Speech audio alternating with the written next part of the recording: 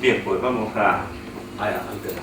A modo de introducción, vamos a empezar diciendo que el exceso de acidez es uno de los principales factores que limitan el desarrollo y productividad de muchos cultivos en amplias zonas de la tierra. Y ello básicamente es debido a dos causas. Por un lado, la muy baja disponibilidad que tienen estos suelos en bases y en algunos nutrientes importantes como el fósforo. Y por otro, en la presencia que en estos suelos de ciertos iones que resultan tóxicos para el desarrollo de la mayoría de los cultivos, sobre todo de la zona templada. Bien, desde el punto de vista químico, un suelo se considera ácido cuando tiene menos del 100% del complejo de cambio saturado por bases, es decir, una parte de ese complejo está saturado por protones o iones H. Y la acidificación es un proceso natural que ocurre en muchos suelos como consecuencia de la acción de lavado que ejercen el agua de percolación, que va eliminando de una parte del suelo o de todo el suelo, según las características del clima, pues las sales de esta fase, de calcio, magnesio, sodio y potasio. A medida que el suelo se va empobreciendo, disminuye la concentración en la solución del suelo y por relaciones de equilibrio empiezan a desplazarse desde el complejo de cambio, estas fases, a la solución del suelo, y sus lugares van siendo ocupados por protones. A medida que el proceso va avanzando, el suelo se va acidificando cada vez más y llega un momento en que la densidad de protones es tal que las arcillas se protonizan y expulsan aluminio 3+, que se incorpora al complejo de cambio y a la disolución del suelo, empeorándose el problema, porque este cation es un cation acidificante. Bien, la acidez, bueno, es lo que hemos visto antes, la acidez se mide a través del pH, que expresa la actividad de los protones en una suspensión solo agua, normalmente de relación 1,1 o 1,2,5, o bien en el mismo extracto de saturación. En la mayoría de los suelos la concentración de sal es muy baja, quitando los suelos salinos, y prácticamente actividad y concentración vienen a ser conceptos parecidos. Por lo que dijimos antes, en los suelos a partir ya de un cierto valor de pH, por debajo de 5,5, cuando empieza a aparecer el aluminio, pues el pH medido en agua da un valor y el pH medido en cloruro potásico da un valor bastante menor, porque el potasio desplaza a este aluminio y es un criterio que sirve para ya detectar la presencia de este cation en el complejo de cambio. Bien, ahí tenemos la clasificación de los suelos, un poquito, según lo que hemos ido hablando. El suelo se va, partiendo de unas condiciones naturales, se va acidificando a medida que va actuando la acción de lavado del agua de percolación, y en determinadas zonas llega a sobrepasarse esta cota y entramos ya en los niveles peligrosos de acidez muy alta o extrema, que es donde empiezan a producirse todos estos fenómenos de presencia de aluminio, de solubilización con otros elementos tóxicos como el manganeso, etc. Y este aluminio, por ejemplo, hace que el fósforo forme un compuesto muy soluble, el fosfato de aluminio, que hace que esté muy poco disponible para los cultivos, lo cual pues, es un hándicap también que viene a sumarse a esa carencia en calcio y magnesio y demás nutrientes. En este gráfico pues, se observa un poco pues, la disponibilidad de los nutrientes en el suelo en función del pH. Vemos que en el rango de pH ácidos vemos cómo las fases de cambio van disminuyendo. Aumenta el manganeso, el aluminio a partir de pH de 5,5, y sin embargo hay algunos micronutrientes que aumentan su disponibilidad, como el caso del zinc, el otro disminuye, como el caso del molibdeno, pero esto hay que tomarlo con cierta precaución. No quiere decir que los suelos muy ácidos haya mucha disponibilidad de zinc. A veces ocurre todo lo contrario, como sucede en estos suelos a los que me voy a referir. Los suelos muy alterados y muy lavados, todo ese zinc se acaba yendo. Lo que quiere decir que cuando se aporta al suelo, en forma de ese zinc va a estar disponible. Pero, por ejemplo, en el caso de los suelos que ya he anticipado, de los suelos torrenos, estos suelos de raya, pues tienen unos niveles de zinc bajísimos, pero no son muy ácidos. Bien, el problema del aluminio, que dentro de los cationes tóxicos para los cultivos, voy a referir sobre todo al tema del aluminio. El aluminio actúa sobre las raíces, impide la división celular en el extremo de las mismas y hace que éstas no crezcan. Entonces, en los cultivos sensibles, que son la mayoría de los cultivos de las zonas templadas, pues hace que las raíces no se desarrollan. Estos son dos cultivares de trigo, uno que es tolerante, entonces se ve como a un pH ácido, cuando vosotros desarrolláis las raíces. Este es un cultivar que es sensible al aluminio, las raíces no se desarrollan, eso repercute también sobre la parte aérea. Entonces, en cambio, a un pH 5,7 pues no hay problema con el desarrollo de las raíces, en el caso este. Bueno, un poco resumiendo lo que hemos dicho hasta ahora, los suelos con exceso de acidez se caracterizan por muy bajos contenidos de calcio y magnesio, alta proporción de aluminio, poca disponibilidad de fósforo, y por otra parte, a igualdad, dos suelos análogos en su composición mineralógica y demás, uno ácido y otro no ácido, la capacidad de intercambio catiónico va a ser menor en el suelo ácido, sobre todo pues, por la carga dependiente del pH presente en los óxidos de hierro, etcétera, que es de carácter positivo y hace que baje. Disponibilidad de fósforo, aumento ya lo hemos dicho, y por otra parte, el gráfico que hemos pasado antes, uno de ellos se veía como, por ejemplo, las bacterias son sensibles a pH muy ácidos. Entonces, en casos extremos, pues se produce acumulación de materia orgánica, esta no se mineraliza y puede afectar incluso la disponibilidad de nitrógeno, fósforo y azufre. Bueno, ¿cómo se corrige el exceso de acidez y la densidad por aluminio? Bueno, pues la forma más clásica es mediante el encalado. Mediante un ambiente caliza se provoca una subida del pH por los iones OH que se liberan. Este calcio desplaza al hidrógeno o al aluminio y el caso del aluminio precipita en forma de hidróxido de aluminio. Se utiliza normalmente la caliza, pero lo más correcto es utilizar la dolomía, porque como ya veremos, a veces cuando se hacen aportes con caliza muy pura, o sobre todo en el caso siguiente del yeso, se provoca un empobrecimiento en magnesio del complejo de cambio que no es conveniente. El problema que tiene la enmienda caliza es que el calor cálcico es poco soluble y entonces se limita prácticamente a la zona donde se aplica. Y en los suelos ácidos, los suelos muy ácidos, que normalmente se corresponden con suelos de los ambientes tropicales e intertropicales, donde las condiciones de agua son extremas, la acidez incluso se incrementa con la profundidad. Entonces los problemas de toxicidad por aluminio y demás son más mayores en los horizontes AB, B y con más profundidad. Entonces en ese caso se utiliza el yeso, la aportación de yeso, como para mitigar estos problemas de toxicidad por aluminio. ¿Cómo actúa el yeso? No actúa como la caliza, no sube el pH y no hace que precipite el aluminio.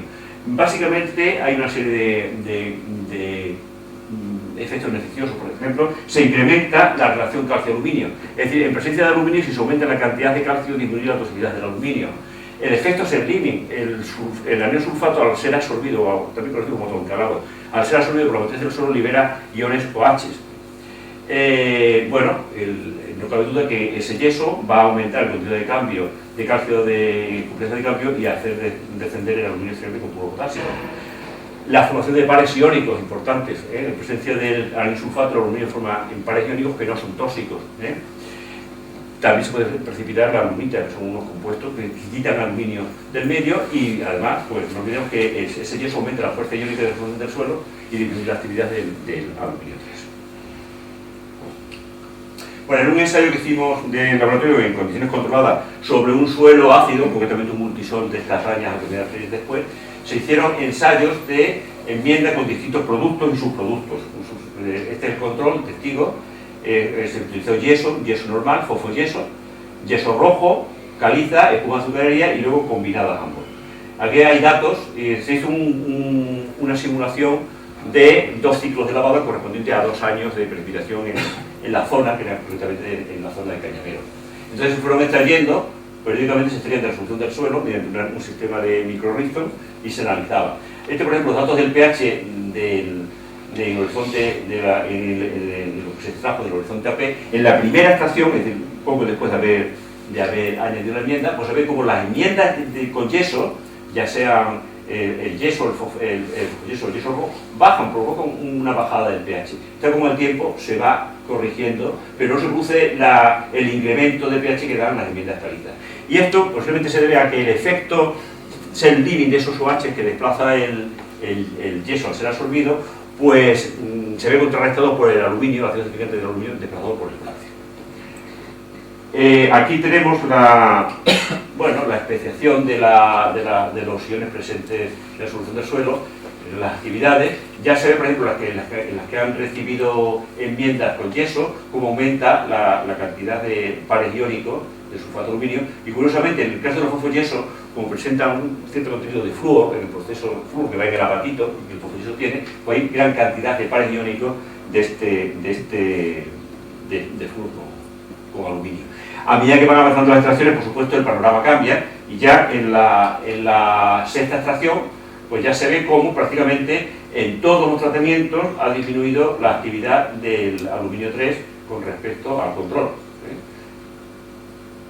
Bueno, por supuesto, en las que han recibido espuma caliza o la asociación de espuma con los yesos, pues la acción es muy total, podemos decir, en ese horizonte AP. No he traído datos de los horizontes superficiales y se ve muy bien cómo, sin embargo, en el horizonte AB y B son las que han recibido la enmienda con yeso, las que han sido beneficiadas, y las que han recibido la caliza no tanto. Lo mejor es hacer una asociación de caliza y la enmienda yesífera, de forma que la caliza actúe sobre el horizonte superficial, que además al aumentar el pH disminuye la absorción del sulfato y vaya el sulfato hacia abajo. Bueno, vamos a analizar un poco las causas naturales de la acidez del suelo. Por lo que he venido diciendo hasta ahora, pues se relacionan con los factores de formación. Por supuesto, clima con altas precipitaciones. En climas con altas precipitaciones, pues el lavado es intenso. Incluso si llueve mucho, como ocurre en los ambientes tropicales y subtropicales, no es que haya una redistribución de bases de una parte del suelo a otra, como ocurre en los parques veteranos, sino que se lava todo el perfil. Y eso es lo que hace que el pH disminuya con la profundidad, porque claro, en esos suelos las plantas extraen bases de todo el perfil y a través de la materia orgánica las acumulan en la superficie, con lo cual siempre en el horizonte a la base el pH ligeramente más alto que el de abajo. En cambio, en los suelos mediterráneos, donde las precipitaciones no son tan altas, realmente lo que se hace es una redistribución de las sales, o sea, la caliza, el cloruro cálcico, se lava de arriba, pero se acumula abajo, y el pH aumenta con la profundidad. Es un primer criterio para diferenciar suelos subtropicales de suelos mediterráneos bastante. Bueno, el clima continental, la roca madre ácida, roca vetuda, o sea, un suelo que se desarrolla sobre un granito o sobre una granodiorita. La granodiorita tiene mucha más base, tiene calcio, sodio, además de potasio, entonces la acidificación del suelo va a ser más rápida en el caso del granito que... Por supuesto, formas de relieve que favorecen el lavado del suelo. Si estamos en una depresión, en una zona con condiciones de drenaje mala, aunque la roca se hace y lleva mucho, no se acidifica el suelo. O sea, el drenaje es importante. Y además que se aporten, que se eviten, lo ideal son superficies aisladas de áreas madres con rocas calizas para evitar el aporte de materiales con base. Y el tiempo siempre, en el ambiente de los áridos, los suelos, es un proceso natural que con el tiempo, pues siempre hay, aunque llueva poco, siempre hay rachas que llueve más, que se va lavando el suelo, y con el tiempo, pues la tendencia es a la acidificación.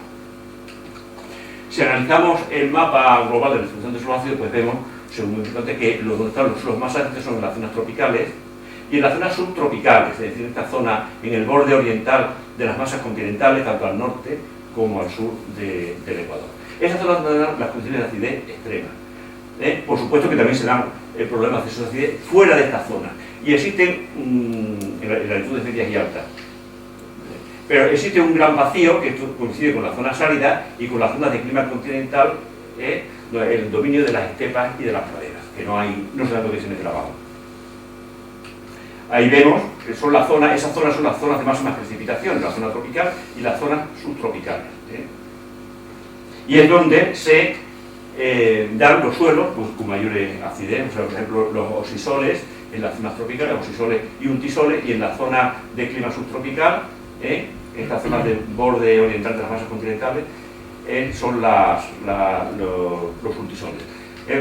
La diferencia entre con el clima mediterráneo está prácticamente a las mismas latitudes, pero con la gran diferencia de que en el clima subtropical, en el borde oriental, llueve en la estación cálida, por lo cual en los veranos las condiciones de alteración del suelo son más altas y la precipitación además es mucho más alta que en el ambiente mediterráneo. En el ambiente mediterráneo el lavado es en invierno y los suelos son tan alterados porque no hay una coincidencia entre temperatura y humedad en el suelo. Bien, causas antrópicas, bueno, desconocido, el uso agrícola de los suelos. Simplemente los suelos, los cultivos extraen bases y van empobreciendo el complejo de cambio en base. Es una causa de acidificación. La utilización de abonos, nitrogenados, fosfados, que son causas también de incremento de la acidez. La reducción en el contenido de materia orgánica, también como consecuencia del uso agrícola. Eso vamos a analizarlo después. la lluvia ácida en zonas próximas a las centrales donde se quema carbón y petróleo. Y también, bueno, otra causa de acidificación importante es el hablamiento de zonas encharcadas con sedimentos piríticos. Se produce un cambio en el potencial R2 y la pirita acaba originando ácido sulfúrico y todos los sulfatos ácidos y demás, que dan las condiciones de acidez más extremas en suelos. Bueno, como así, para dar cifras, se estima que los suelos con problemas derivados del exceso de acidez ocupan del orden de 1.000 millones de hectáreas. Por lo que hemos dicho antes, la elevada acidez es un carácter zonal, es decir, que los suelos de las zonas tropicales y subtropicales van a tener, la mayoría, pues van a tener, siempre que se den las condiciones morfológicas, etcétera, van a tener problemas de exceso de acidez, pero por lo que hemos analizado, también es frecuente en otras regiones templadas y frías, es ausente de regiones áridas semiáridas, en fin, lo que decíamos antes, pero hay que tener en cuenta también que muchas veces en estas zonas, incluso con clima árido y en otras clima templado, el factor, las superficies muy antiguas y estables, pues son policíclicos los suelos y guardan rasgos de climas precuaternarios, como por ejemplo esas de Reña que vamos a ver después, que estuvieron una parte importante de su historia bajo un clima subtropical. Entonces las propiedades, y se han mantenido hasta ahora porque no se han erosionado, son superficies muy estables.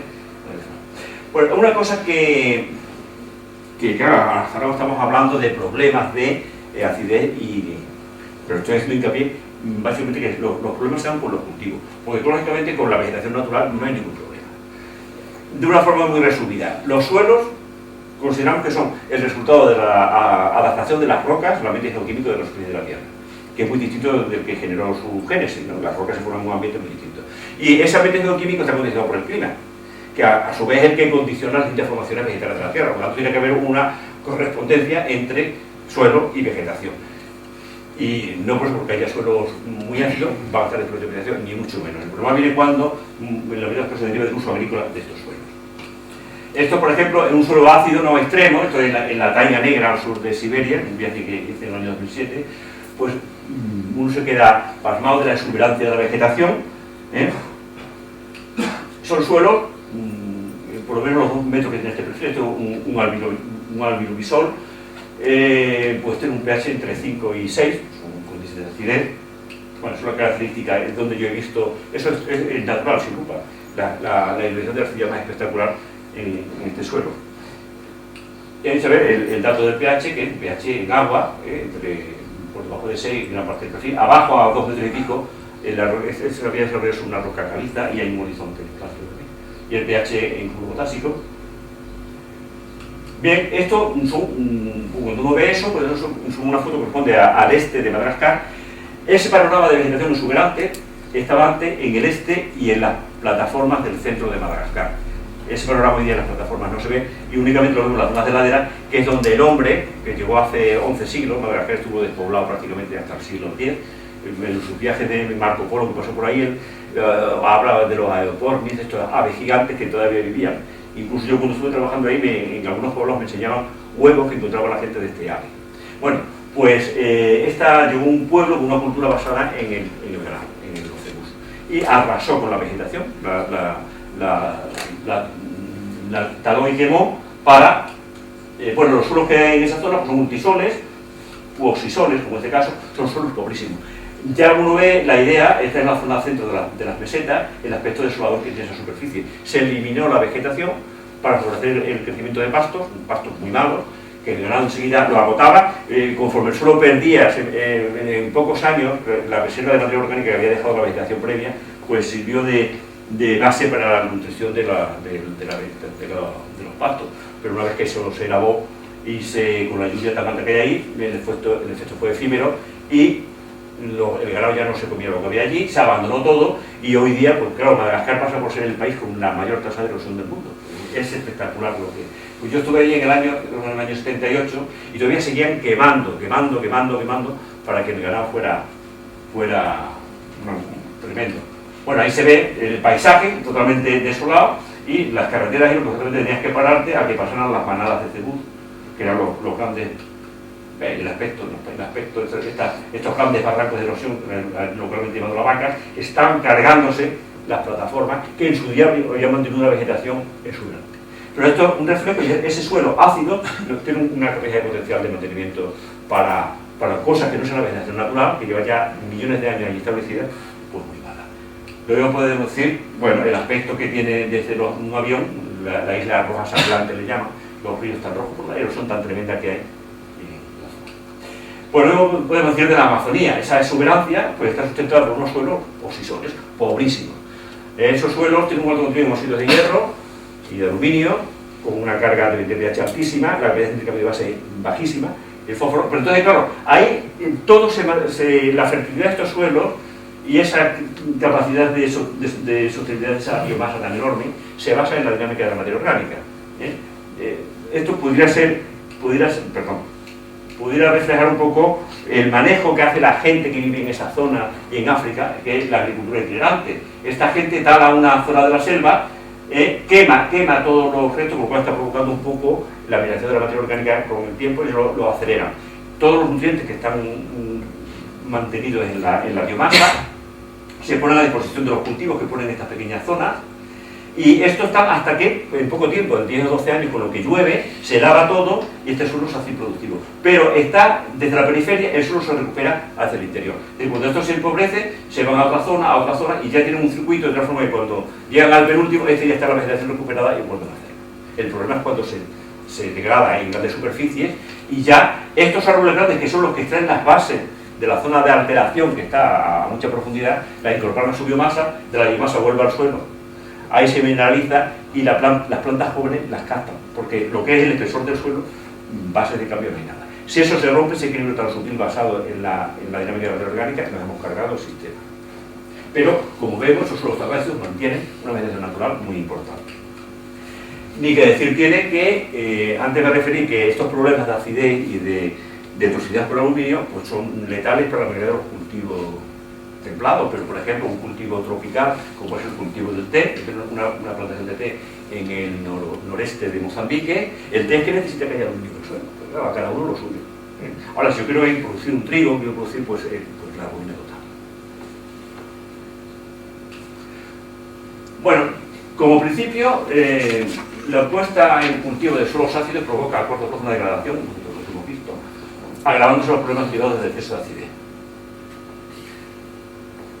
La puesta en cultivo, los cultivos van extrayendo bases y van empobreciendo el suelo más en bases y por otra parte esos suelos que tienen mucha materia orgánica, la materia orgánica compleja aparte, de una forma muy eficaz al aluminio 3 que no está disponible, pero cuando yo esa materia orgánica me la cargo, pues tengo una fuente más de aluminio que empeora las condiciones químicas del suelo para los cultivos.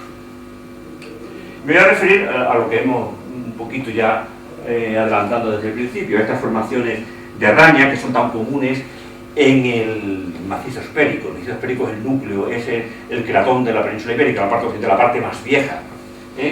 Y son unas superficies de una morfología característica, son plataformas muy planas que se sitúan haciendo de divisorias entre los ríos, es decir, se formaron antes que las terrazas fluviales por muy viejas décadas. De hecho, estas arañas de Extremadura, porque hay varios niveles de arañas, eso lo hemos puesto también de manifiesto en otros estudios, pero estas arañas de Extremadura son las más viejas y se generaron en el Plioceno inferior medio, es decir, que tienen más de 5 millones de años, los suelos que hay ahí. Y han estado sometidas a un clima subtropical húmedo. Y al ser tan llanas y estar formadas por campos de cuarcita, una gran porcentaje de cuarcita, han soportado la acción, en parte, la acción erosiva de los ríos. Digo en parte porque estas superficies antes eran continuas todas ellas y se enlazaban como superficies de piedemontes por los relieves cuarcíticos. Y hoy día están desmembradas porque, bueno, la acción erosiva va y vemos cómo va poco a poco cargándose. Bueno, pues estos suelos, en la región de Cañamero concretamente, prácticamente hasta los primeros años del siglo XX estuvo sin cultivar. Dicen que un amigo de allí de Cañamero, que ya murió, un sabio local, don Matías Rodríguez, él achaca a la explotación de los fosfatos de las fosforitas de Logrosán cuando empezaron a explotarse los suelos, que empezaron a aplicar. Simplemente como un suelo tan ácido añadían la fosforita machacada al suelo. Pero el perfil, esto es el suelo, la vegetación climática que es un marco local o su etapa de sustitución, pues vemos aquí un matorral muy denso, y en esas condiciones el suelo que hay es un paleohumul. Es decir, el nombre indica que hay un alto contenido en materia orgánica y en los 60 centímetros superficiales del suelo hay un alto contenido de materia orgánica. ¿Qué pasa cuando estos suelos se destrozan, empiezan a cultivarse? pues que rápidamente empieza a disminuir el contenido de materia orgánica del suelo y ya el suelo se altera a nivel de su borde, o sea que ya estamos, de ese palumul pasa a ser un paleserul, todavía húmico, y un rango característico heredado del primer cuaternario es esta segregación plítica. Voy a hacer un hincapié y voy bien de tiempo, ¿sí? Hago referencia un poco a lo que explicó antes el profesor Torres.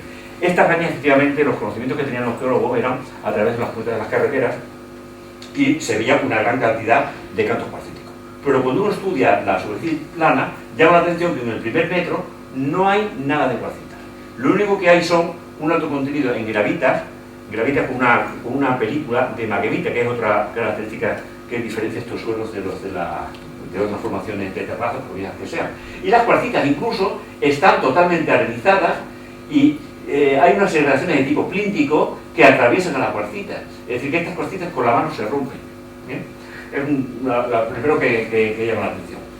Bueno, luego tengo más adelante los datos analíticos, pero parece que para seguir es decir, que en 30 a 50 años, desde que se destrozó el suelo, el contenido de materia orgánica hace que ya el suelo cambie, ya pasa a ser, de ser un palumul, pasa a ser un paleserul. Claro, el agricultor, a pesar de que sean unos cultivos extensivos, pues iba sacando renta de esa materia orgánica que se iba mineralizando con el laboreo, iban sacando pues, sus cositas. Y eso que la pobreza de estos suelos no permitirá más un cultivo por el sistema de anidez. ¿Qué pasa con el que se sigue hablando? Porque se acaba ya el contenido de materia orgánica y ya pues incluso desaparece el carácter húmico, y es cuando ya el agricultor abandona, porque aquí ya no saca nada, los problemas se han multiplicado por 10 y bueno, vive perdón aquí porque al sacar estas están muchas, estas de la avenida de Rosalejos, están próximas a la de Cañamero, pero el agricultor abandona. Y hoy día nos encontramos grandes superficies, esta superficie de araña, grandes parcelas que están con un matorral malo, o sea que no se acaba con unos problemas de erosión, porque a pesar de ser tan plana hay una erosión laminar importante. Y eso nos dimos cuenta porque, por ejemplo, los suelos donde está la vegetación revisto, el contenido en gravita es mucho menor, está mucho más diluido que cuando hay un suelo de cultivo, por ejemplo, los olivares, la gravita se ha concentrado por 10 o por 12, eso ha habido una pérdida laminar de materia fina. En resumen, lo que ha pasado, pues eso, con el laboreo, años de laboreo, me imagino que vais a hablar alguna charla de lo que supone la agricultura de conservación o lo del laboreo, el suelo evoluciona en ese sentido y la degradación es tremenda. Bueno, pues en esta araña de Cañamero, pues eso, vamos a analizar un poquito los datos analíticos de este suelo que corresponden a un estado intermedio, es decir, a un paleserul húmico-clítico. Vemos el pH, la característica es ácido todo el perfil, pero disminuye con la superficie, es decir, que a 2 metros el pH es 4,6. El pH en agua, por potásico, por supuesto, siempre menor, y el aluminio de cambio, el ferro con cloruro potásico, pues es el que domina, es muy superior a todas las bases, pues prácticamente desde el horizontal. Y el contenido de base de cambio, aquí arriba, en el horizonte AP, siempre un poquito mayor porque la vegetación lo extrae de donde puede, lo acumula arriba, esa materia orgánica al mineralizarse, hay siempre arriba un pool de base mayor. Bueno, en la cabecera de la araña de Cañamero, pues descubrimos una serie de superficies de relicto con alcornoques y, por ejemplo, pues otras donde el agricultor los fue abandonando, pues empezó a establecerse los matorrales, pastizales, y establecimos, siguiendo la historia de cada una de las parcelas, la evolución del contenido de materia orgánica y otras propiedades de los suelos de cada una de esas zonas. Me voy a referir a los casos extremos de esta serie de degradación de la calidad. En el punto óptimo está el suelo del Alcornocal, que es un palumul, y en el lado opuesto es un suelo, es un olivar que desde que se desbrozó allá por los años 30 y tantos, pues sigue hasta ahora, son más de casi 100 años que el suelo está cultivando. Y vamos a ver qué ha pasado en ese suelo. Bueno, aquí está, vamos a fijarnos en los extremos, que es el suelo del Alcornocal y el suelo del olivar.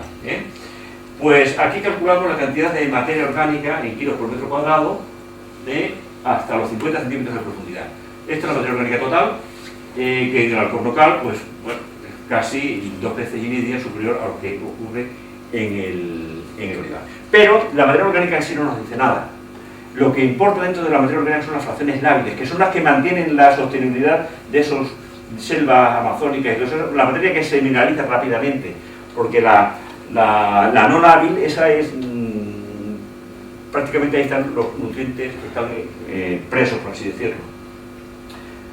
Bueno, esto voy a comentarlo aquí. Por ejemplo, Sánchez, en un artículo que tiene sobre la productividad de los suelos tropicales, introduce en el año 2003, en su fórmula que tiene Sánchez y Bion, introduce un nuevo factor M que indica el porcentaje de materia orgánica de un suelo que se labra en relación con el inicial que tenía el suelo antes de labrarse. Y dice que cuando ese valor M es de 0,8, pues ya se ha sobrepasado un umbral de degradación difícilmente por ver sentido directo. Bueno, pues aplicando ese factor M, pues el suelo de olivar está el valor 0,4, con respecto. Pero es que incluso el suelo que llevaba más tiempo abandonado, es decir, la agricultura lo abandonó prácticamente ya 40 o 50 años, lleva, que es un suelo que está todo cubierto de jara. Jara porque ha habido también un incendio y la jara, como sabemos, se potencia cuando ha habido un incendio. Bueno, pues incluso en ese, que estaría más próximo al alcornocal, el factor también está muy por debajo de 0,8. Pero lo que más me interesa destacar es el contenido de materia orgánica particulada, que es el fundamento de la fertilidad natural de los suelos en muchos ecosistemas. Vemos aquí que en la capa de 0,5, en el alcornocal es del orden del 7% y el olivar no llega al 0,5%, y la capa de 125 en el alcornocal es un 2 y pico por ciento y aquí un cuarto. Ahí está el 15 de la cuestión. Esa materia orgánica particulada, lábil, que se mineraliza con mucha facilidad, es lo que mantiene la fertilidad natural del sistema. Y cuando nos la cargamos por laboreo y demás, pues me quedo con la materia recalcitrante, que esa, como no se mineraliza, no aporta nuevos nutrientes al sistema. Bien.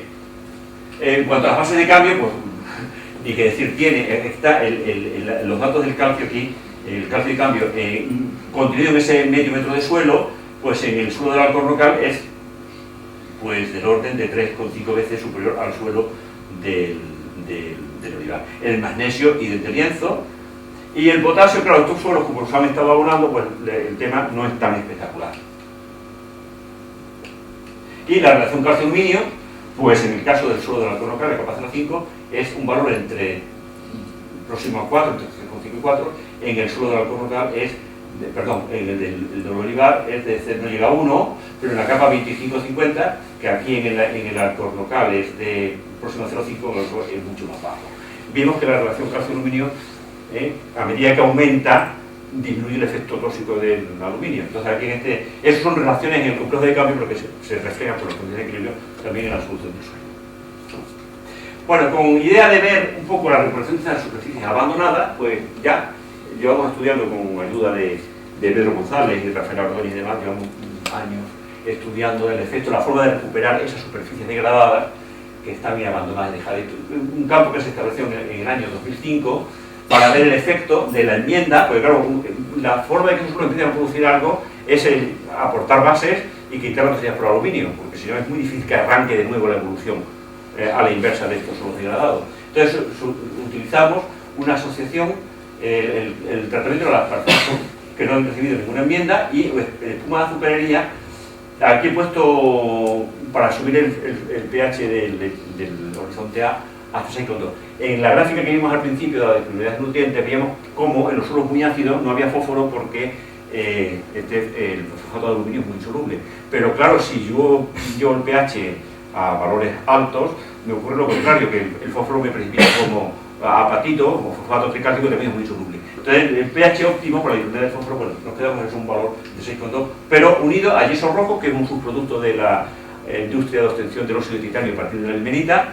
Y aquí, como fuente de magnesio, pues al principio echamos residuos dolomíticos de convertidor, que es un trabajo de profesor Giraldes y Pedro González, y nosotros hicimos otro posterior que hablaba de la bondad de este subproducto como fuente de magnesio en estos suelos. Y bueno, y los tratamientos de manejo eran por laboreo convencional y no laboreo. Estos son datos del año 2009, es decir, que han pasado 4 años de la aplicación de la enmienda. Y es curioso, con el pH vemos cómo estas son las enmendadas, por supuesto, hay un incremento del pH que es mayor en el caso de la siembra directa que en el laboreo, simplemente como en la siembra directa, el laboreo se va mezclando, la siembra directa se queda la enmienda más próxima a la superficie, porque aquí las labores que se daban después de aplicar la enmienda fueron 2 pasos de cultivador y luego para prepararla para la siembra con una mula mecánica, pero eso siempre dice el primer año, después ya no se volvió a dar más laboreo. Y el cultivador no mezcla mucho, pero lógicamente las que todos los años se van labrando, pues el tema hace que haya una tendencia a que haya más calcio en las labras con profundidad y menos en la de siembra directa. Y con el calcio la tendencia es del mismo tipo. Con el aluminio de extremo con cloruro potásico, pues lógicamente en las enmendadas, pues también se produce un desecho. Pero lo que interesa analizar aquí es con las controles. En las controles resulta que la de siembra directa da menos aluminio. Es que ha habido, como luego después ha habido un incremento de materia orgánica, y simplemente ese incremento de materia orgánica sin enmienda en esa capa de 0,5 hace que el aluminio esté menos a disposición del cultivo. O sea, que llama un efecto beneficioso de la siembra directa, que aumenta que disminuye el contenido en aluminio. Pues estos son los datos del estudio estadístico. Se ve que hay respecto al pH, el efecto pues llega prácticamente hasta los 25 centímetros, por debajo ya no, igual que la caliza. Hay una interacción débil entre la enmienda y el laboreo. Estos, los datos de la materia orgánica total, pues se ve como por siembra directa, aquí hay los circulitos, es por no laboreo, a ver, que no iría. Este es con laboreo y sin encalada, y el no laboreo, sí. Los blanquitos son los que no tienen enmienda y los que están con negro sí. Entonces se ve como hay un efecto beneficioso de la siembra directa sobre el contenido de materia orgánica y sobre todo sobre la materia orgánica particulada. La materia orgánica particulada, el efecto es mayor que en el laboreo. Ahí se pide también el carbono presente dentro de los agregados estables. Aquí también datos del estudio estadístico. Y aquí tenemos una cosa que nos ha sorprendido. Aquí se refleja las productividades en el periodo de 2005 hasta 2013. Bueno, el efecto de la enmienda aquí duró hasta 2012. Prácticamente en 2012, ya cuando hicimos el muestreo en otoño, pues vimos que ya el contenido en bases de cambio en calcio prácticamente se había igualado en las enmendadas y las no enmendadas. Es decir, que ha habido un periodo útil desde el 5 hasta el 12, 7 años. Ofrecemos datos de la campaña 2012-2013 porque en 2012 se aplicó una nueva dosis, pero vamos a ver la forma.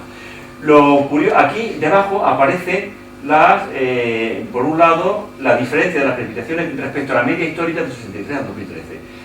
En azul oscuro la precipitación entre septiembre y junio y en el azul más clarito entre febrero y mayo. Bueno, como es típico del clima mediterráneo, hay periodos secos, periodos húmedos, etcétera, etcétera, etcétera. Entonces, en el 2005-2006 es un periodo con déficit de humedad con respecto a la media, sobre todo en los meses estos de febrero a junio, muy pequeña. Pero, aunque llueve poco, estuvo bien distribuida, con lo cual sostuvo una cosecha importante. Era el primer año y no hay efecto del laboreo, que está puesto aquí en las dos primeras columnas, y sí hubo efecto de la enmienda. El segundo año hubo un año muy lluvioso, hubo una precipitación que sobrepasaba la media. Bueno, la media aquí está próxima a los 800 y pico milímetros, es decir, que es un clima bastante lluvioso. Aquí de septiembre a junio hubo un exceso de precipitación, igual, o sea, de septiembre a junio, igual que en el periodo de febrero a mayo. Y vemos que hay un descenso enorme de la producción, pero por efecto del encharcamiento que luego vamos a analizar, pero aquí ya empieza a haber un despunte de la siembra directa, aunque las diferencias no son significativas porque lo llevamos muy poco tiempo, un año. Sigue habiendo diferencia entre el encalado o no encalado, Año 2007-2008 fue un año con déficit de humedad, es decir, a lo largo de septiembre a octubre hay menos con respecto a la media, e incluso desde enero a mayo hay menos. Pero a pesar de que sean unas precipitaciones deficitarias, estuvieron bien distribuidas a lo largo del año, es decir, no hubo un periodo de sequía de 15 o un mes. Llovió poco, pero bien distribuido. Y vemos cómo aquí ya hay estamos en este año, la siembra directa dio mayor producción que el laboreo. Eso ya es un estudio que está puesto de manifiesto, que la siembra directa es beneficiosa para la disponibilidad de agua en año seco. Simplemente el efecto MUS, aumenta la infiltración, en fin, una serie de cosas que me imagino que ya lo habrán visto en otra exposición, pero es manifiesto. Y pues sigue habiendo el efecto beneficioso del encalado.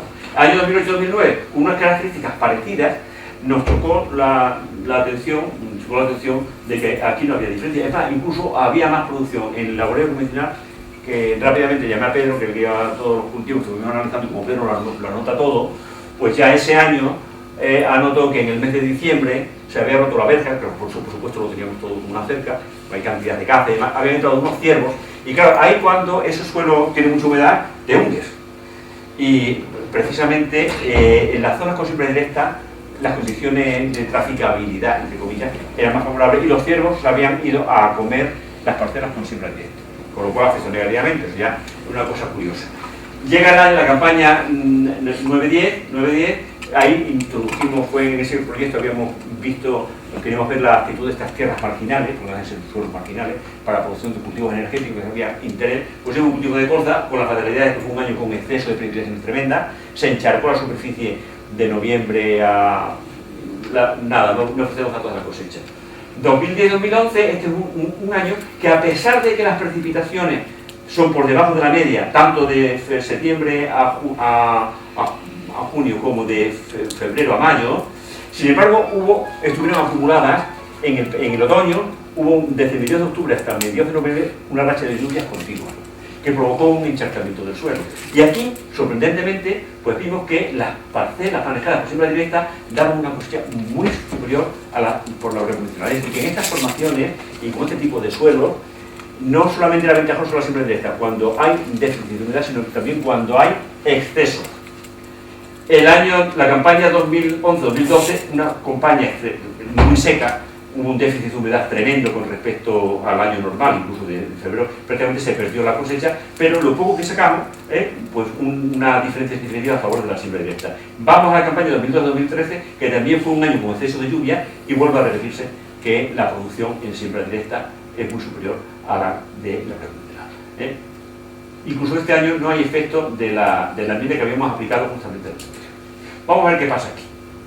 Están los datos de las producciones, hemos puesto en marrón las campañas secas, pero con una distribución de la lluvia más o menos equilibrada, que hace que el efecto no sea negativo sobre la producción.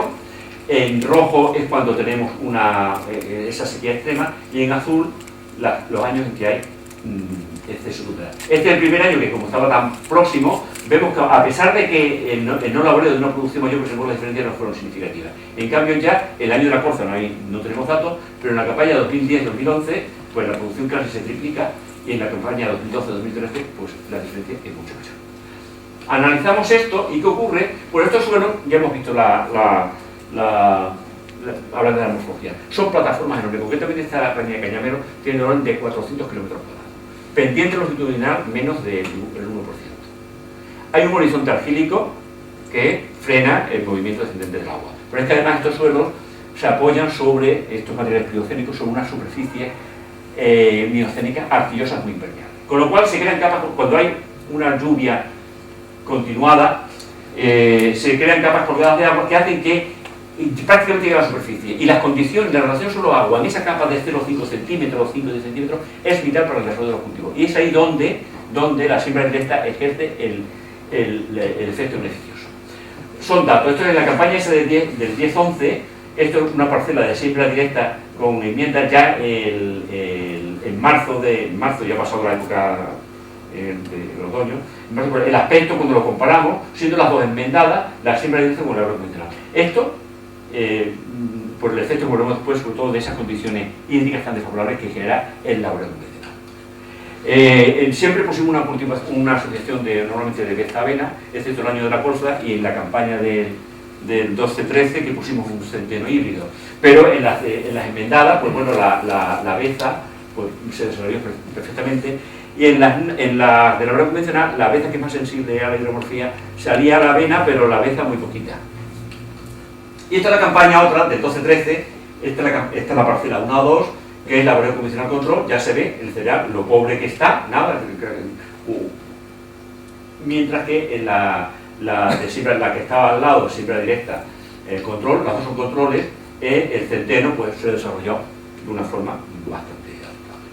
¿Qué ocurre? Lo que ocurre, estos son fotos de este año, del 2014, que este año se labró el suelo antes de echarle herbicida para la siembra, pues empezó a llover octubre, noviembre, y pues midimos la infiltración, por método muy sencillo, simplemente con un cilindro de 15 centímetros de diámetro, se clava, se pone una película de plástico, se echa un volumen de 400 centímetros cúbicos de agua, se saca y se ve el tiempo que tarda en infiltrarse. Ya se ve aquí que incluso las condiciones que uno se hundía en las de la labor convencional, en cambio en las de siembra directa no pasaba para nada. El comportamiento era muy distinto. Este es el aspecto de la parcela, el agua, ahí se ve que a 5 o 6 centímetros ya está el suelo saturado, sale el agua. En cambio en las parcelas de siembra directa eso no ocurre. Medimos los datos de la infiltración, son datos de este noviembre, y ya se ve que la infiltración en las parcelas por siembra directa es del orden de 10 veces superior a la... Y vimos aquí incluso un efecto de beneficio de la enmienda. Porque claro, cuando no labramos, el sistema de bioporos de las raíces se mantiene de un año para otro. Ese sistema de bioporos se rompe. Pero curiosamente, en las parcelas enmendadas, como el efecto tóxico del aluminio sobre las raíces es importante, en las parcelas enmendadas hay mucho mayor desarrollo radicular que se manifiesta en que la enmienda ejerce un efecto beneficioso sobre la infiltración superficial. Y aquí medimos en cada una de las parcelas la profundidad de la cual partía de la capa saturada de agua. En el laboreo es 5 o 6 centímetros, mientras que en el no laboreo estaba próximo a los 20 centímetros. El movimiento del agua es mucho más lento en la que se labra y las condiciones pues son mucho más desfavorables. Aquí medimos el porcentaje de saturación por agua, el espacio lleno de agua, el porcentaje de poros lleno de agua. Aquí este es la parcela, estos son los datos correspondientes a la labor convencional y a la siembra directa. Son datos desde noviembre hasta julio y vemos como el porcentaje de saturación, el porcentaje de poros ocupados por el agua, el volumen de poros, es muy superior en el labor convencional que en siembra directa. En siembra directa, bueno, incluso pues ya valores de superior al 80% en todo ello, incluso en el mes de marzo, que este mes de marzo cayeron 300 centímetros en el mes solo. Pues prácticamente en las parcelas por labor convencional la saturación era del 100%. Ahí por eso prácticamente no hubo efecto de la enmienda caliza, porque fue tal que el único efecto beneficioso ya fue individual la laboral. Entonces ahora, claro, surge un problema, porque claro, en estos suelos que se enmiendan, la enmienda dura lo que dura, en este caso vimos que hasta el año 2012. Eso ya hubo un congreso aquí, el último que hubo en Madrid, de siembra directa, ¿recuerdas, Pedro, que yo pregunté a gente? Bueno, ¿y qué pasa con los suelos que se aplican bien? Pues no hay más remedio que incorporarlo, porque lo ganado queda, pero claro, si en estos suelos incorporamos la enmienda, nos cargamos esto beneficioso de esos 5 centímetros que es vital para el desarrollo del cultivo. Entonces, en el 2012, simplemente aplicamos la enmienda correspondiente a los 7 años, correspondiente a la dosis de 2 años, un poco para ver qué pasaba. Lo dejamos en superficie en siembra directa, en el laboreo lo incorporamos con los 2 pasos de cultivador, etcétera, etcétera. Lo sí tuvimos la precaución de aplicarla cuando ya la previsión del tiempo de la lluvia en los días próximos. Nos dimos cuenta que ya simplemente la rugosidad de los restos vegetales hacía que la enmienda quedara ahí, como ya está húmeda, y que el viento no es un factor de pérdida, pero no fue importante. Y la incorporación fue sin problema, medimos la tasa de nascencia, que no afectó para nada, incluso ya vimos la producción vamos a volver para atrás, en este 2012-2013,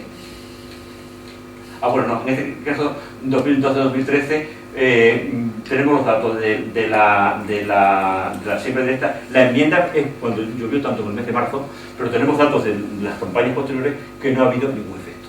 Y este año hicimos la enmienda por 2 años y este año hemos aplicado la dosis correspondiente a 3 años y medio. Y le hemos dado la superficie y los datos de nascencia pues han salido sin problema. Ojo que este año ha sido también, las fotos que he sacado han sido muy en condiciones de mucha humedad. No pudo entrar la máquina sembradora, nos la mandó Fali 2 veces. Al final lo que hicimos fue parcelita, en cada parcela pusimos 4 parcelas de 1 metro cuadrado, con lo cual se hicieron con más precisión, porque se puso en cada fila, se sembró la semilla para que todas fueran iguales, y al día de hoy las parcelas de la promoción no ha salido nada y en siembra directa al cultivo permanente.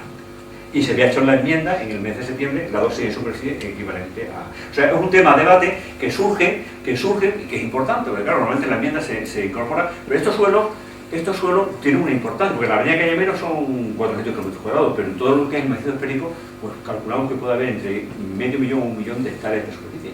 Pero este estudio puede ser aplicable a cualquier suelo planosólico donde se quieran capas colgadas de agua, Campo Arañuelo, en toda esa zona, pues la siembra directa, pues si además va acompañada de, no conviene, si aplicamos una enmienda, no conviene labrar las superficies. Bueno, con esto doy por finiquitada mi disertación, pero no haber aburrido mucho más. A la audiencia.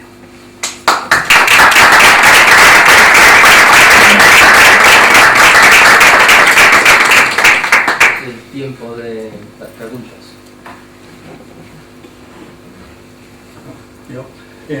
Cuando has hablado de la materia orgánica en estos suelos, comentabas que la que importaba era la materia orgánica para la fertilidad.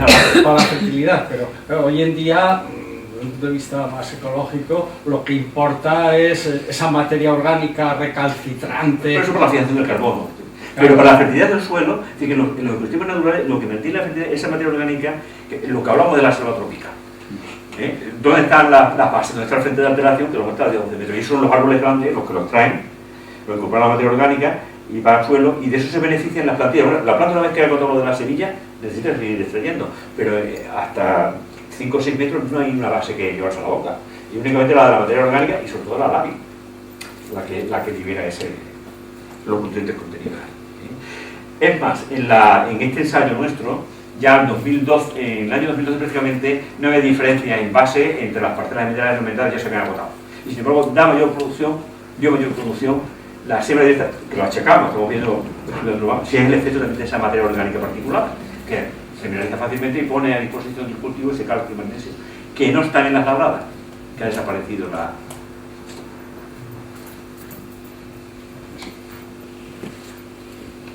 Sí, y yo preguntarte una cosa para que haga. ¿Qué daba de caolinita, esa araña de caolinita? La única arcilla es la caolinita.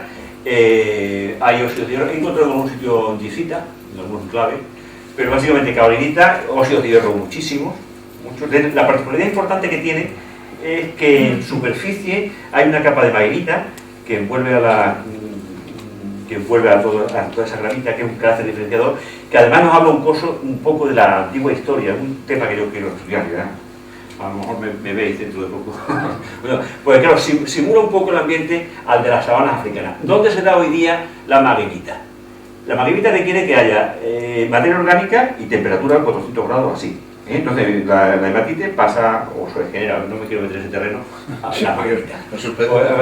Aquí hay una zona peligrosa, pero bueno, es la idea que yo tengo. Entonces, en las sabanas se producen los incendios naturales, la base de sostenibilidad del sistema. O sea, esos pastos, una vez que crecen, las semillas, su formación de fuego, las tormentas los queman y las semillas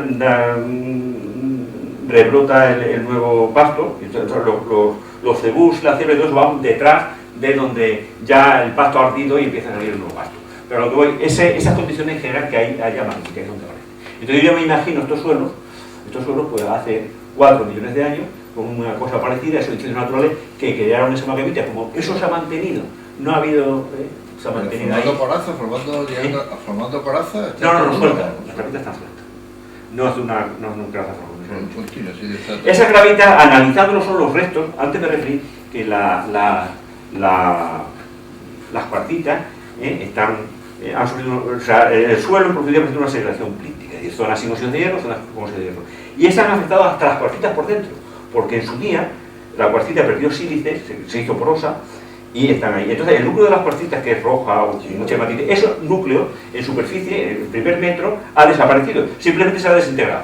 Pero el resto de esos núcleos con mucha hematite, en superficie, se han endurecido con el proceso, habrá que ver si ha habido un proceso de aridez o lo que sea, y como el fuego han dado a esas gravillas tan particulares con la magneta. Pero tío, pues en un barranco de Madagascar, ¿no? O sea, hay una capita de grava. No, lo de Madagascar, vamos a hablar de una cosa muy interesante. ¿Sabes lo que te digo? Una cárcava muy grande. Sí, no, pero ahí hay otra cosa. Puedo volver como... Bueno, vamos a ver, voy a todas partes. Una cosa muy buena. Yo en Madagascar estuve 6 meses estudiando la zona y le tengo un especial cariño, ¿sí? Vamos a ver. Hay un estudio que pretendía introducir el cultivo de la soja. Vamos a ver qué pasa con Madagascar. El perfil es es una Stonelline. ¿Qué pasó aquí? Claro, los suelos son muy complejos. Como se mete a analizar, aquí se ve muy bien precisamente la Stonelline. Es decir, hoy día, y aquí incluso vemos, esta Stonelline, ahí se ve un dique de cuarzo, ¿lo veis?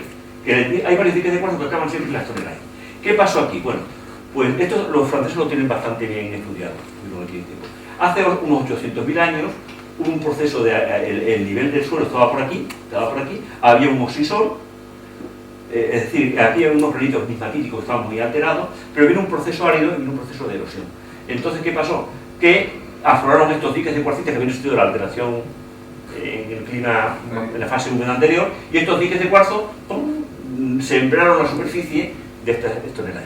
Y vino después un periodo de más precipitaciones, las sierras ahí que son de granito, se provocó un manto, un coluvio, o sea, un pie de monte sobre lo anterior.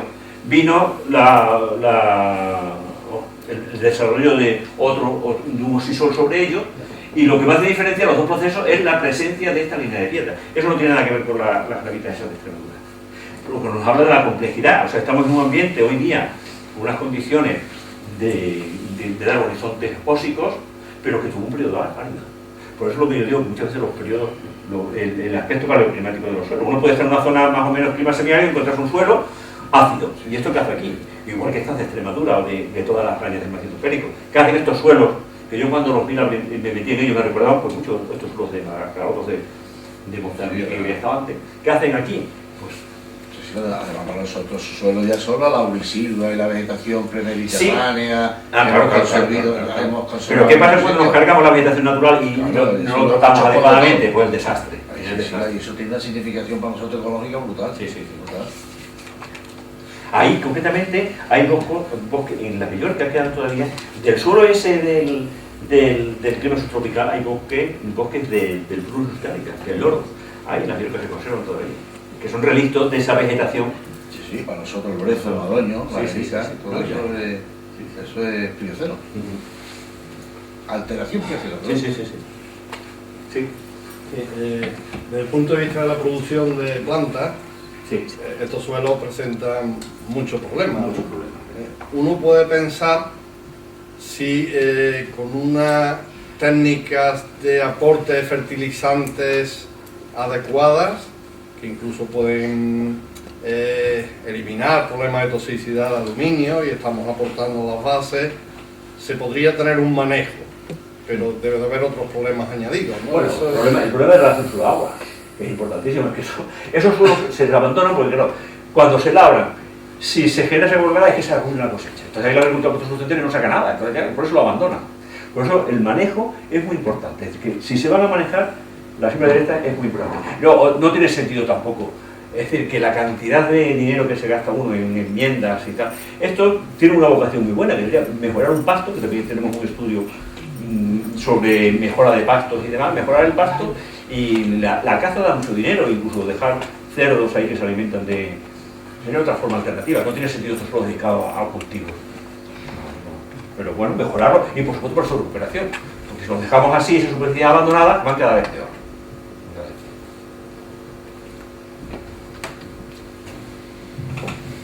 ¿Alguna pregunta más? Está convencido de... Bueno. Si no hay más preguntas, muchas gracias al profesor Espejo por esta amena charla y pues esperamos que otra vez pueda estar con nosotros.